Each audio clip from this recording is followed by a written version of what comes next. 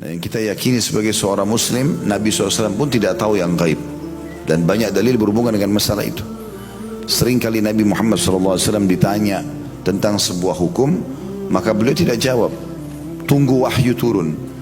Ada yang pada hari yang sama, ada bahkan lewat dari satu hari itu. Baru Nabi SAW mengatakan, mana yang bertanya tadi? Mana yang bertanya kemarin? Barulah Nabi SAW mengatakan, telah sampai kepadaku wahyu begini dan begitu. Dan Nabi SAW tidak pernah malu menyampaikan itu. Pernah ada orang Yahudi pun datang bertanya sesuatu. Tepatnya Abdullah bin Salam, pendeta mereka pada saat mau masuk Islam. Dia bertanya, dia mengatakan, saya mau tanya kepada Muhammad pertanyaan yang tidak diketahui kecuali oleh Nabi. Maka Nabi SAW, maka orang itu pun bertanya. Dia mengatakan, saya ingin tanya, apa makanan pertama di surga?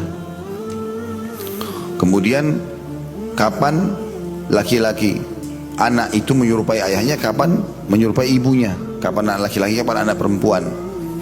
Maka Nabi SAW mengatakan, baru saja Jibril datang menyampaikan kepadaku tentang jawabannya. Sampai Abdullah bin Salam mengatakan, sungguh dia musuh orang-orang Yahudi dari kalangan malaikat. Tetapi Nabi SAW tidak malu mengatakan, saya baru disampaikan tadi. Karena beliau tidak tahu yang gaib. Dalam Al-Quran Allah mengatakan, a'udzubillahi minasyaitonirrajim. Allah suruh Nabi Muhammad SAW ucapkan ini, walau kuntu alamul ghaiba lastakthartu minal khairi wa ma massani as-su'. Andai saja aku tahu yang gaib, maka tentu saja aku akan memperbanyak amal-amal kebaikan, dan juga aku tidak akan ditimpa satu masalah. Jadi Nabi SAW pun tidak tahu. Dan Nabi kalau belum turun wahyu, beliau tidak tahu apa-apa. Kalau Nabi SAW saja tidak tahu yang gaib, apalagi manusia biasa kayak kita.